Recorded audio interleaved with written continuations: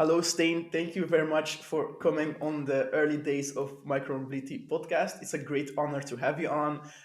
You are a big voice in our shared mobility industry, especially for bikes. You have obviously your books that you have written. You have a lot of experience, and you are a voice online as well. So thank you very much for willing to share your opinion on the Paris vote. Thank you for inviting me. Thank you very much. So, Stein, first, before we start, I would like to know a little bit about your background. How did you enter this industry, and a little bit about what drives you to really be the voice that you are in our industry. Yeah, my background is first of all, I grew up in the Netherlands. It's the bicycle paradise until I was 23, and I wanted to live in the country of Jean-Paul Sartre, the famous philosopher of freedom, because I liked the French language. So I moved to France. So I've spent most of, kind of half of my life in the Netherlands and then in France. So that's important to know. So I look at France, still through Dutch eyes, even though you become French when you've been here for so long. Yeah. My background is social science. I studied psychology and philosophy, and that really you can notice that when you read my book, Why Not the Bicycle, for example, because I think these two disciplines are essential for any transition. Because if you want to transition, and I think that's what we're talking about, you need to think new. So you need philosophy, and philosophy is the art of amazement, of asking a question like, why is this situation like this? Why is the city the way it is? It's not natural to do so. And once you've thought and invented the city of tomorrow, you need psychology to understand why people don't want to go there. Because if people like a paradise, Paris, especially a bicycle paradise, why don't they want to go there? And that's why I studied psychology, because I'm interested in human beings. So that's my background. And then my job is I'm diplomatic attaché for the Dutch government in the Netherlands at UNESCO. It's actually the permanent delegation of the Netherlands to UNESCO. But that has nothing to do with the reason why you invited me, because I have a double life. I'm also a citizen, very committed to active mobility, and so I started a bicycle association in 2016, just because I wanted to make myself useful, and I found it a bit strange that there were so few people on a bicycle, whereas it's a super practical, healthy, effective way of moving. And so I said, hey, let's invent some policy to make my city. It's a small city south of Paris. It's Fontenay-aux-Roses. It's just 6 kilometers from Paris. To make it to turn that into a cycling city. And actually, I thought it was just would be kind of an activity, but it completely transformed my life, because now I'm talking about cycling and mobility and cities all over the world, actually. And yeah, it's a fascinating topic, and now that's where I stand here But yeah, to.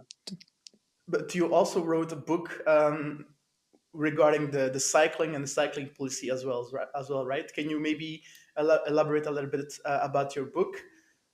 Yes, it's called Why Not the Bicycle? I wrote it in French, Pourquoi pas le vélo? And I wrote it after having had almost hundreds of debates with people, especially all over France, but also in Belgium, in Quebec, in Canada, in Tunisia. I had lots of exchanges about uh, how does a society change into a bicycle paradise? How does that work? What are the things that we're afraid of? What are the difficulties? And I had so many interesting exchanges with people that I thought it's a pity to just, to just limit this to the people in the room. I wanted to write it down somewhere. So what I did is I collected all the most beautiful thoughts that really convinced me, that I found really interesting, that opened my eyes, because I had to discover this. I'm not a city planner by training, so I discovered a lot of things, and so I decided to share this with everybody. So I wrote it down. It was very easy to do because I'm very passionate about it. It took me 3 years. And when it came out in 2021, well, this generated a lot of interest, because I was just lucky, because that's exactly when the bicycle boom just Exactly. got loose, and so people needed people who had written and thought about the bicycle, and so now it's all over the place. It's being used as actually as a tool to not only to convince but just get a conversation going about Yes, cycling.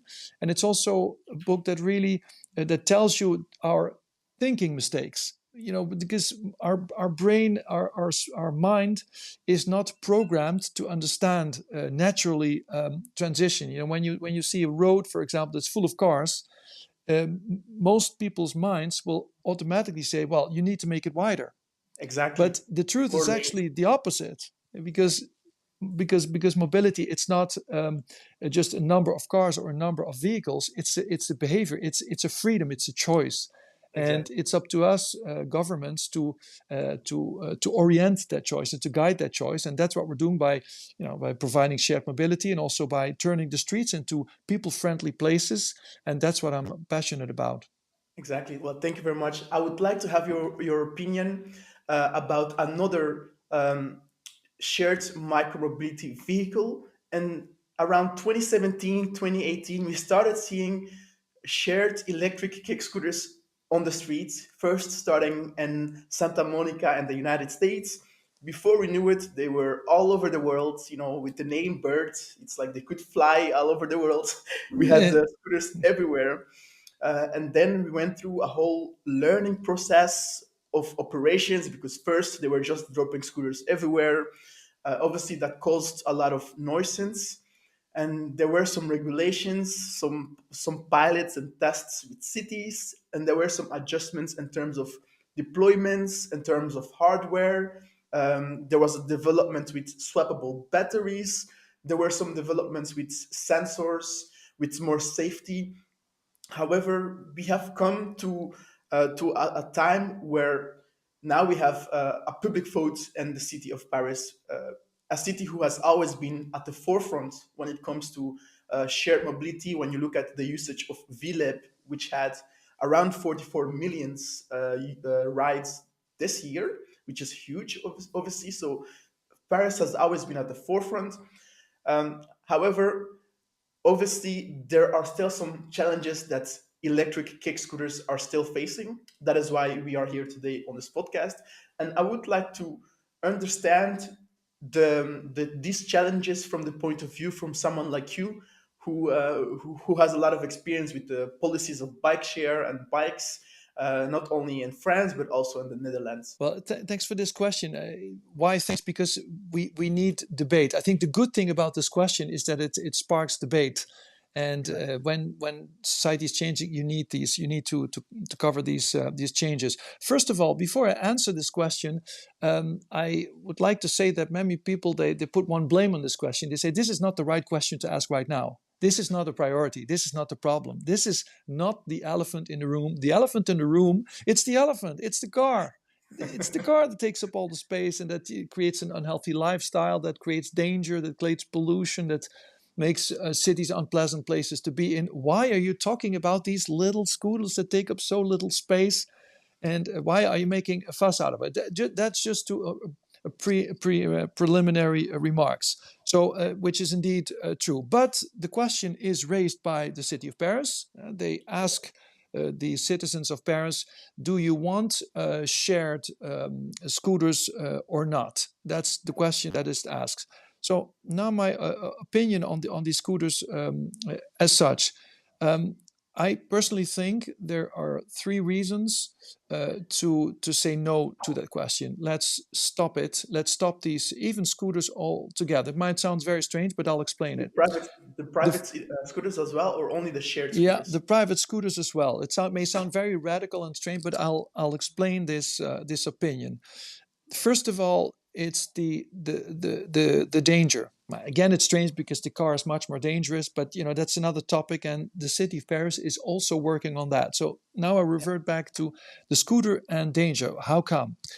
The thing is that there are several reasons that make it dangerous for the people who are using it. First of all, because of the very small wheels that makes them very vulnerable, because there's many holes in the street, and as soon as you get stuck, there's no way you can stay on the road. You can keep rolling, which is more the case on a bicycle. That's the first reason.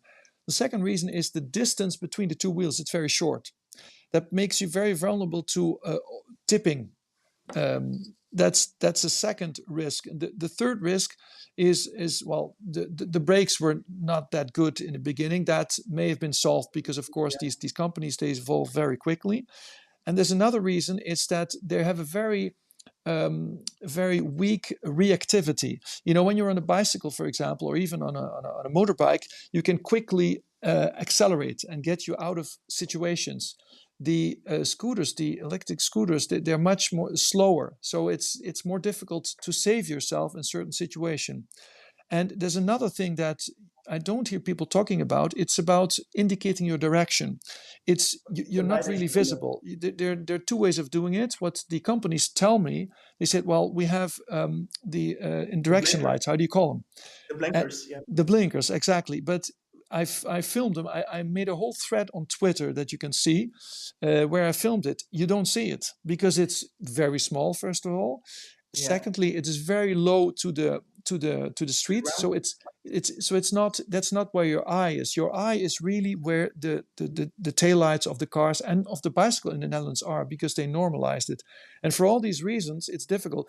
I see people sometimes indicating their direction desperately by putting out a leg, just how do you call it, they're just indicating direction with a leg, but it's way too dangerous.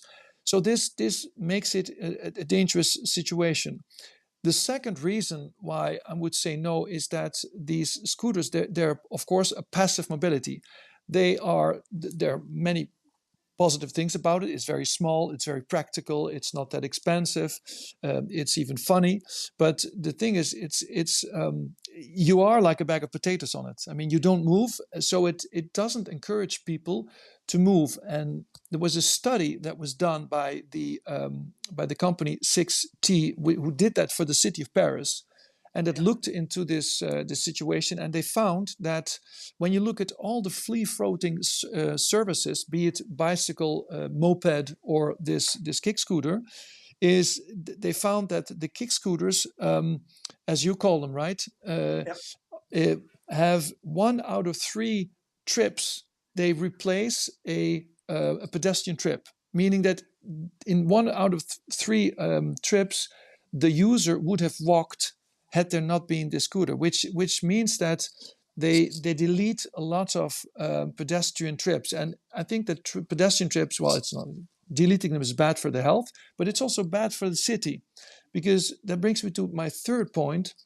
I think the reason why I would say no is, and that's a more complicated reason, is that I think we all have an idea about what the city is. We imagine what a nice city is, what a pleasant city is, and I think that Paris, in particular, is the city of walkers. It's the city of pedestrians. When you think of Paris, you think of terraces, people sitting, moving with their legs, moving their bodies, and interacting with each other, and also with the facades.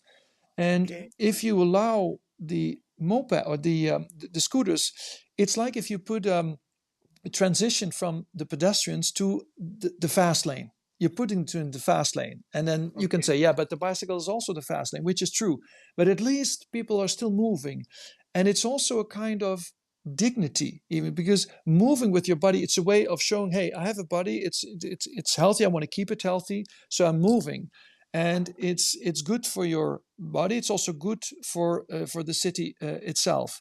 So these 3 reasons would make me say, no, let's invest in a bicycle culture. Let's not invest in these things that would discourage especially young people from getting used to the bicycle as a much safer and much more robust way of moving around. Yeah, I would like to counter on your argument there when it comes to, for example, the wheels of the e-scooters, right? Yeah. Uh, I know that when we started in our industry with e-scooters, it were all very small wheels. But if you look at the progress at the e-scooters of Dot, for example, the wheels are quite big wheels, especially here on the cobblestones. And these are things that will further improve, right? So when we are discussing the hardware, it will surely iterate and to a better hardware, better products, maybe in the next 12 months or maybe 18 months or whatever. So is that really something that should be used as an argument to ban, knowing that it can be improved? Wouldn't it be better if the city could put some requirements on the hardware? For example, the wheels have to be this big or this big if you want to operate in our city. Don't you think when it comes to um, critiquing the hardware or the software of the solution, it's something that we can maybe put some requirements on, and that the operators who want to operate should abide by these requirements if they want to operate? So isn't there some some um, some way for the city to say, okay, if you really want to operate in Paris, this is what we want for safety, this is what it should be. If you can't do it, then you can't operate. Wouldn't that be a better way of going forward, seeing that there's a need of 400,000 people for this solution every month? What do you think? I'll react to the two parts of your counter arguments. I really appreciate this exchange. First of all, the need. I think needs are created. There is a need because we created it. If you distribute French fries, you will see that there's a need for French fries. If you distribute cigarettes, you'll see there will be a need for cigarettes. That's actually how they conquered the world. If you invent the car, etc. So for me that doesn't work. That argument. On the contrary, I think we have a responsibility to make sure that we have the right needs for a pleasant city. With regard to the size of the wheels, what you showed to me, they're still small wheels. And actually, what you propose is very reasonable, to change the norms in such a way that the size of the wheel makes it safer, makes the scooter safer. This is exactly what the Netherlands did. And the Netherlands is a country that currently forbids or does not allow that for the scooters as you see them in Paris and all over the world to roll. Why? Because of the size of these wheels. And you can see it because on the website of the government, you see that they allowed 17 types of what they call light electric vehicles, and that includes these e-scooters. And when you look at those scooters that they consider really safe, you see that they have big wheels. And then I mean really big wheels. It's more like the small wheels of these small foldable bikes. It's actually a size that is in between the size that you just showed me, that are on the scooters as they exist and roll over the place in the world, and a real big bicycle wheel. It's in the middle, and there you can see, you feel that it's safe. But when you create such a scooter, well, people in the Netherlands don't use it because then you might as well take a bike, because you put a saddle on it, you can sit. You can carry much more stuff. It's much safer because the distance between the wheels is much bigger. It's more comfortable. Why, invent it? Why create this need? You see? Okay. So it is possible. It's not forbidden, but the criteria to get the authorization, they're so they're so severe, let's say, that, or Yeah. demanding, that the once you create It will them, it change. looks either like almost like a bike, or like a cargo bike, or like a Segway, for example, and Okay. those kinds of things. Okay. Yeah. I see. I see. I And see. this is also this raises the question about how what the relation is between the scooter and the bicycle culture, because it will slow down the bicycle culture.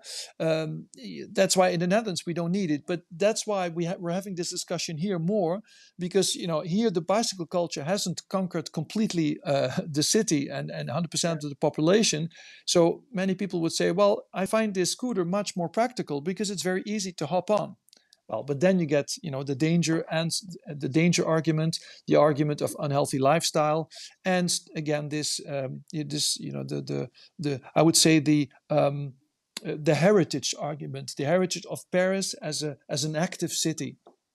Okay, but when you look at other cities besides Paris, Paris also had first a pilot of 2 years. I think they did some tender, had a lot of requirements to take the three best operators that they thought.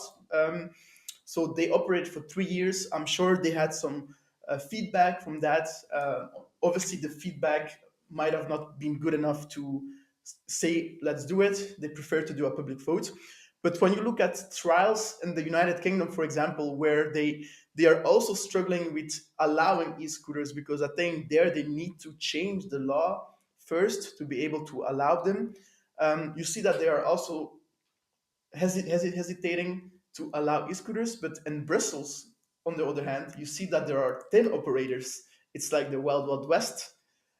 So how do you look at these different cities in Europe with different policies so close to each other, who can look at each other to get feedback, Yeah, yet they are kind of like doing their own thing? Doesn't that also make it a little bit harder for the operators to, okay, they need to follow the rules in the UK, which are a little bit different, and Brussels, it's like the wild wild west.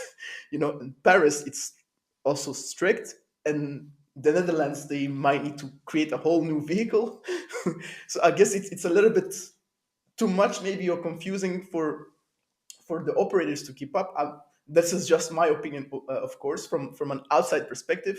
But what is your opinion on this?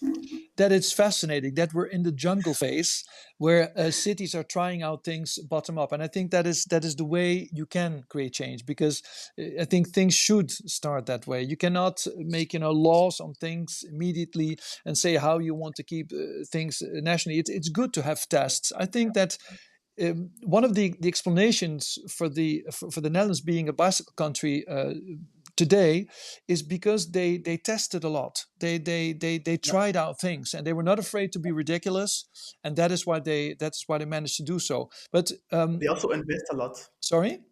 They also invest a lot into the bike culture. The new bike garage underwater is amazing. Exactly. In the Netherlands, it's amazing. And but that's now, because they went through the difficult times, and now it has become an economic model. I mean, it's necessary economically to survive.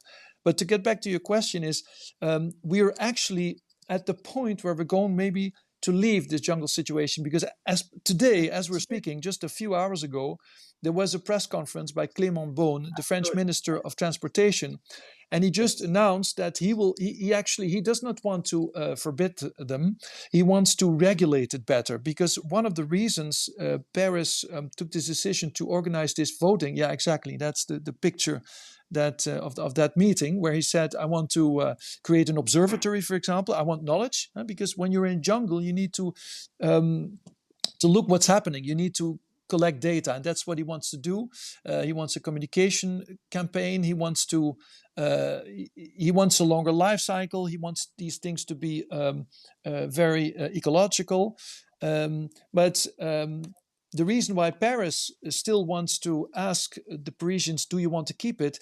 is that they had a lot of return on experience, because they started this in 2018, the first city actually, and it was a Exactly. mess. It was a complete mess. They were all over the place. But in a very short period of time, under Christoph Najdowski at that time, he was the mayor, the deputy mayor, they managed to control it. And it was very impressive, because you see drop-off zones all over the place now. But despite these huge efforts, yeah, you still see them lying around sometimes. But that also applies to free floating bicycles. So I think that's not the argument against it. It's you we must be able to handle that. But Paris has another problem, and that is that it's the most densely populated city in Europe, and the Exactly. sixth most Yeah. densely populated area in the world.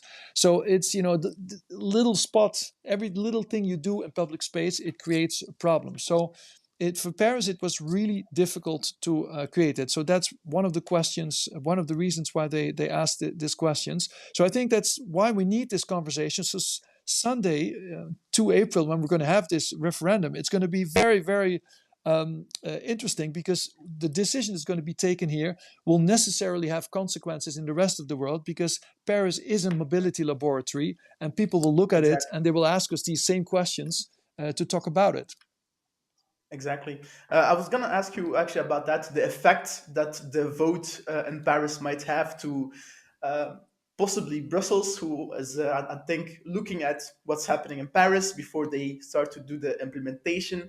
But if you look at the northern countries, there they decided from early on to do it in a different way by first doing a small pilot, learning from the pilot, doing some iterations, and also repeating the pilot again. And I think they were one of the first to have the dedicated parkings, like with physical parking infrastructure.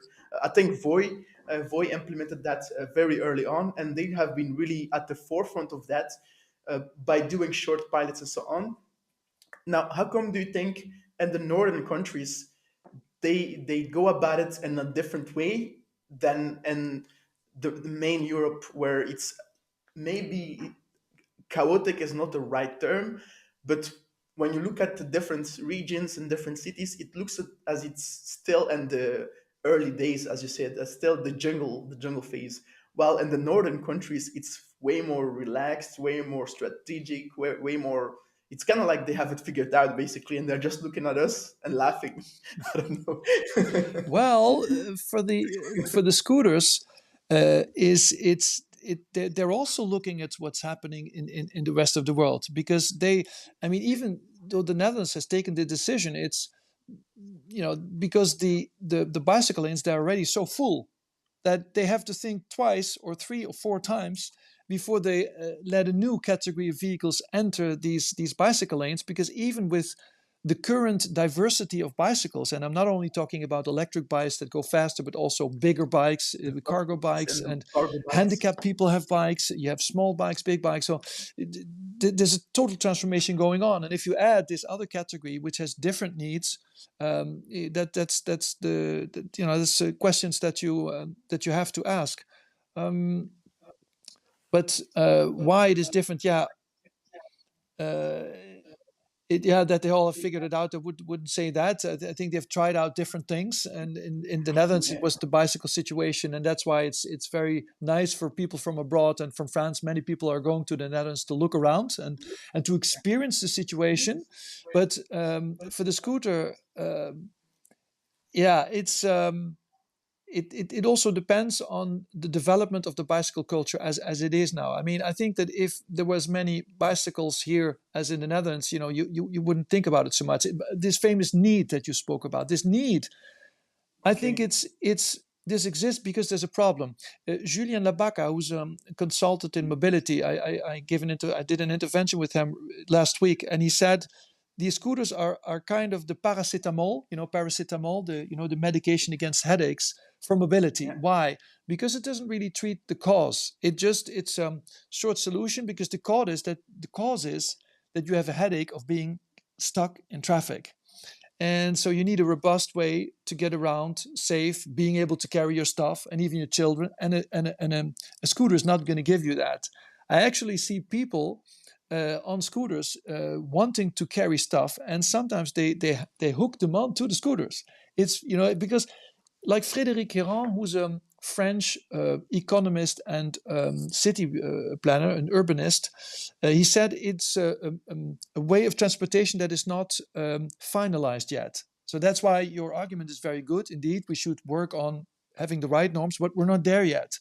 And you can see that in the yep, way people use it now. And it's going very fast, because now something that makes people very mad is that you see sometimes two people on it. But last week I saw an article that one of the three providers in Paris, because there are three operators here, has invented a new technology that prevents you from being two on a scooter.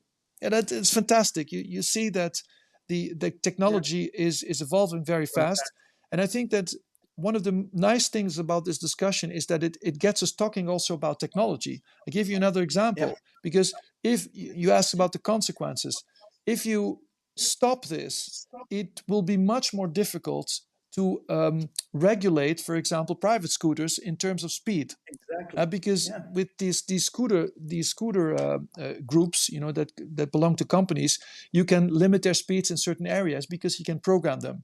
It's more difficult to do yep, that with private scooters. So that's a consequence. Another consequence will be that if we stop it, well, that can also mean that people, they need bikes, and there are yeah, 15,000 currently in Paris. So Paris will rapidly need to put in place 15 bicycles. And I think there's a very good reason to do so, because in 1 year from now, we have the Olympic Games. And, I and, know. and Yeah, what we believe as Bicycle Association is that these 600,000 people that will be in Paris every day on top of the usual load of people, well, one third of them should be able to use a bicycle. So we need a lot more bicycles. And the good news is that Paris just recently decided to launch what they call the Olympiste. You know, piste is the French word for bicycle lane, and it's like the Yeah. Olymp bicycle lane. It's a word Olympic. game.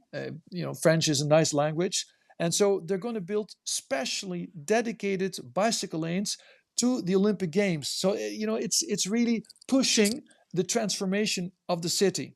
So that's Yeah. and if so, I think that this is the moment in time where we need to take these decisions, because if we don't say no now, well then maybe they're going to be a lot during the Olympic Games, and then Olympic. it will be more difficult to go backwards. Exactly. And actually, now I'm glad you discussed the private e-scooters because I almost forgot to ask. If they ban the shared e-scooters, people who were using the shared e-scooters might just buy a private e-scooter, and then it's going to be harder to regulate, especially when it comes to the parking issues, the riding with one or two, and the accident will probably still happen, right? So what do you propose? Do you propose banning all e-scooters then, private and shared? Yeah, what I propose is simple, and that's why I'm so sure about it. It's simply the Dutch model and the Dutch reasoning. That's what, and to really put all our efforts on a bicycle culture, so that we don't give our kids the idea that, well, you don't need a bicycle because you can just hop on a scooter and you don't need to move your body. You see, it's not good. It's good for children to learn how to ride a bicycle as they're 4 years old, as in the Netherlands. And I think that is what we need. We need an active lifestyle. I think this is really about much more than just a scooter. This is about, do we want an active city that's not about machines but about humans? I think that that's what we want. Moving This is a around. city that is it's a city is not about speed. A city is about accessibility. So let's talk about Exactly. not making machines that get you from one place to another, but let's change the way we build our cities. Let's make the 15-minute city, you see, where we can walk and where a bicycle can actually do the job. We want a city that really that turns around contact. You see, with contact, of course, on a bicycle you can make contact with other people, and also on a scooter, but it's less than when you're on the sidewalk. So I think there, Exactly. yeah, many discussions are gonna take place also in terms of the helmet, for example. Should we wear the helmet? Should we put a license plate on it? Which is already the case in Yeah. Paris, right? Because Paris, they already did a lot. They made a lot of efforts already, because there are license plates on it. But that's Exactly. I was going to ask you. that's the Minister of Transportation, Clement Beaune. He wants a national charter for that, and that will be signed Yeah. by all operators. So we're just starting the big discussion. I thank you for being the early bird to really kick off that Very discussion good. with the podcasts like this. And what about the mopeds? There's a lot of shared mopeds in Paris as well who take up a lot of space when it comes to parking as well. I saw some pictures of e-scoots mopeds and so on. What is your opinion about that? Because it's also not an active travel mode like the bike. It's even farther removed from the bike when you look at the other effects that e-mopeds or just mopeds in general have. What is your opinion on that? There again, I look at Dutch ED. I think that um, it's much more dangerous, even than e-scooters. A moped is 40, and a motorbike is 40 times more dangerous than a car, for example. So it's not something to encourage. Actually, the city of Utrecht, which is really the cycling city of the Netherlands with Amsterdam, is they had allowed them, but they stopped it. They had Felix and Go Sharing, I Yeah, think. Yeah, but they stopped it. They took them out because also because of these messy reasons, because there was a lot yeah, of they replaced with bike. antisocial behavior with it, and I still think that is not the problem, but also because they felt that it's not part of the image that they have of a city, the peoplescape and the landscape, as they say, of the city. It's supposed to be active, and the human needs to be central. And I think that that's why we should not encourage it. But the Holy Trinity, which is walking first of all, and if you can't walk, well, then you take a bicycle, and if you can't take a bicycle, you take public transportation. And if you really need to go to a place and you need to transport your children, your mother-in-law, and your huge I don't know. A closet. Cargo bike. You just take a car. It's perfectly Yeah, legal, yeah, but it's all about what you said about the Dutch cities. They're so nice and calm. It's because they turned the car in just the least resort option, and it's not to punish anybody, but it's just to nudge people towards virtuous behavior that's good for the city and for themselves. And it takes quite some courage to do so. And I think that that we need to have this discussion, to have this one-on-one discussion on about these arguments. yeah, exactly. But it's nice that you just mentioned the Netherlands. When other cities look at the Netherlands, they need to also understand that it did not happen overnight, right? When you look at the 70s in the Netherlands, it was also a car culture, I believe, or in the 60s. It's something that gradually happened over time through a lot of campaigns from the city, but also matching investments. So cities also need to put investments and the road infrastructure. And over time, the culture might shift to a more bike culture, right? It's not something that just happens in 2 or 3 years by allowing shared bikes in a city, right? That No, that is not really it is not. It is not. People say sometimes, "Yeah, but Stein, you're from the Netherlands. It's in their culture for ages." Not at all. In the 70s, it was created by man. It's the opposite. It's thanks to infrastructure that a culture can emerge, that a bicycle culture or a scooter culture, whatever, can emerge. That's why I say this need we create it. It's first we exactly. create our roads, and then our roads they create us. They shape us. Yep, If you shape roads that give a lot of space to active mobility, then people they will start walking. It's just because yep, they're not stupid. They want to do what's most easy for them. And in French cities exactly. nowadays, the most easy and quick way to go through it is in a car. So that's why people have Yep, done that for so long. But now the car has been democratized, and so there are too many of them, which punishes everybody. And that's why we're in this search for new mobilities, and the scooter is one of them. But in the Netherlands, indeed, what changed is simply accidents, heavy accidents. There were children were involved in accidents, and one child who was 6 years old was killed. Simone was her name, and the papa of that little girl happened to be a journalist, and he said, "I want to change this. I don't want to cry and go on with our lives as before. I want to change this." So he published an article that was entitled "Stop the Child Murder." And because he wanted bicycle lanes, he wanted places where children can play on the road without being in danger, as was the case before. I was born in the 70s, and I used to play on the road, with my little, how do you call it, yeah, the knickers. I don't know what the word is, the bier. And yeah, that's no longer the case, because everything has become, it's been taken by the car.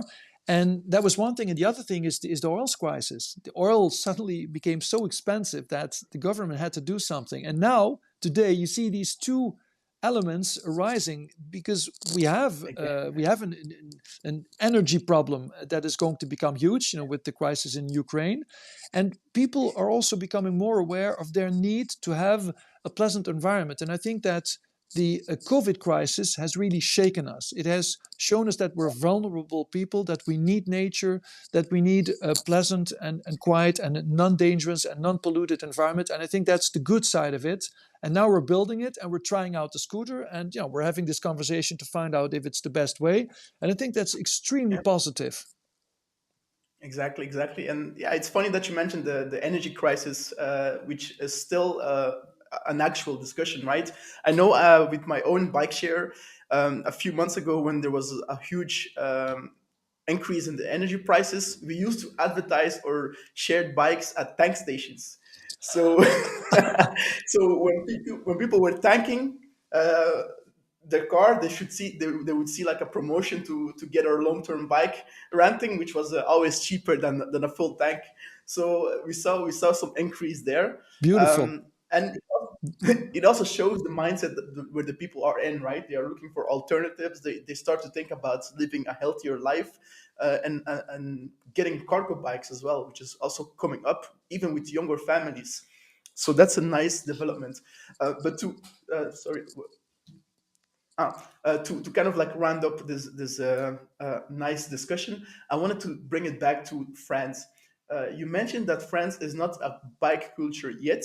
However, when I look at the different cities in France, like Lyon, Marseille, Paris, even in Lille, there is a good infrastructure when it comes to city bike share. Like you have the Velo and Mm-mm. Paris, who are really part of the city, who have been part of the city for so long, for many decades already, or even 10 years, I think, in Paris, and who have a lot of usage. So in Paris, it's 44 million this year. Does the fact that the privately owned bike or e-bike is still not that popular or not that used yet, does that say something about the people who use the bikes in France? Is it, for example, maybe students or tourists, or what do you Well, think? first of all, I just put the barrier very high. You see, because I'm actually being stupid because I'm making the Comparing wrong it with comparison. Switzerland? Because you should never make a comparison between France and the Netherlands, because that's too far. There's too much testing in between. But the advantage is that Different culture. the France doesn't need to wait 40 years because the recipe is there. It's been tested. They can just copy them, and I can if you apply the three principles of separating bicycles from cars, of reducing speed and car volumes, and you create a bicycle network, if you apply these three things, you'll get a bicycle city immediately in a very few months, actually. And that is what happens here. Is in when first of all, in 2007, the former mayor Bertrand de Lannoy, he set up the bicycle share system that's called Velib, and it was a big success, and it still is. Why? Because it enabled people to try a good quality bike for very cheap. So that's one thing. But it's not that created the bicycle. It just anticipated the bicycle culture a little bit. And what really sparked it is in 2015, when Anne Hidalgo, the current mayor of Paris, she started what we call the REV, the Réseau Express Vélo. It's the bicycle highway Okay. network. And it was built, and now it's completed, kind of. And immediately when it was put in place, and it's only 43 kilometers with 4 bicycle lanes, that's it, from north to south, east to west, and 2 along the River Seine, the bicycle use exploded. Why? Because for the first time in the history of, now, not France, but because in Grenoble and Strasbourg you already have it. But Indeed. of Paris, you had a bicycle network, and that is what had not been understood so far. The bicycle had been seen as the trip you make on a Sunday afternoon with your children, or what the man does on a sports bicycle. No, there for the first Yep. time it was presented as a real um, mobility solution to go from A to B from wherever you are, and that it's like almost like drilling oil. You drill, and then suddenly the oil comes out. But in this case, it's not Yeah. oil; it is cyclist, because it's like because you created the need actually with this bicycle network, and now we're in the incredible situation where these bicycle lanes that are bi-directional. You have two directions in one bicycle lane. They're too small because there are too many people. Why? Because Paris is the most Clearly. densely populated area in Europe. So we're in a situation like, wow, we discovered that we actually had a need for bicycle, but it was hidden all this time. Now it's coming out, and so urgently we need to double the bicycle lanes, and that's Exactly. what happened. And now I think that we're heading towards. Then we had the COVID revolution, which because that actually There was a spike. extended that spiked it, and that extended the network also beyond Paris, because that's also important to note. People always think of Paris, but Paris is actually a very small part of the Paris region. Paris is 2 million inhabitants, 2.2 million, and the Paris region, it's 12 million inhabitants. So that means that around Okay. Paris, people also started bicycling. Why? Because suddenly the provinces, let's say around Paris, they call them départements, they created Yep. also a bicycle network of temporary bicycle lanes. And people are not crazy. If they can choose between a traffic jam and a whole new free network that's good for your health, where you can travel more quickly, easily, and nicely, well, they will use it. And that's what they did. They heavily invested in electric bikes, and now they're all over the place. And I think that the third revolution that is upcoming now, it is the Olympic Games that will happen, because it's going to create such a mobility challenge with climate change that is all over the screens right now, that they know that they have to do something. And that's why the mayor of Paris launched that situation, and that will be the first time in history that that we will use the bicycle not only as a transportation mode, but also as a solution for mega sports events or for mega events that we will organize. And that's going to be new. And of Yeah. course, it happened already, in Zandvoort in the Netherlands, where they organized the Formula One races, where 1 out of 3 True. visitors actually True. came on a I've done it. bicycle. But when Paris does it, it's like the whole world knows it. And you'll see that next year. I can promise you, it's going to give beautiful images of people that will never forget that the games in Paris in 2024, those were the games where people came to go on a bicycle. I think they're going to come not only for the games, but also to enjoy Paris on a bicycle, Yeah. straight, from the Yeah. bicycle, and they're gonna enjoy Paris much more than hidden in a big bus. you'll, Yeah, you'll see. exactly. I mean, Paris is a beautiful city that you need to enjoy from outside. So walking, um, cycling, maybe scootering, who knows? it's That will depend on Sunday, right? Sunday is So gonna be it's gonna be D-Day. Yeah, it's yeah, yeah. Let's yeah. I think I'm going to be there to really see what's going to happen. We're going to know it on the day itself. Who's going to vote? We don't know. The really people want to go vote because there's a lot of abstention even in political votes. So, but I think it's important. It's not okay. It's not the most priority question, but it will open a lot of new discussions that we need to have to debate and evolve, because it's, of course, mobility is about the hardware in the city, but the hidden part, it's what happens between our ears. I always say that the most important infrastructure to make your city cyclable, it's 20 centimeters. It's from your left ear to your right ear. That's if you build the idea that your city should be cyclable there, well, all the rest is just details. exactly. That's a beautiful way to end this discussion and debate that we had. Stein, thank you very much for coming on the podcast. It was a nice discussion. I enjoyed your arguments and also your passion for bike shares. So thank you very much for joining Thank us. you.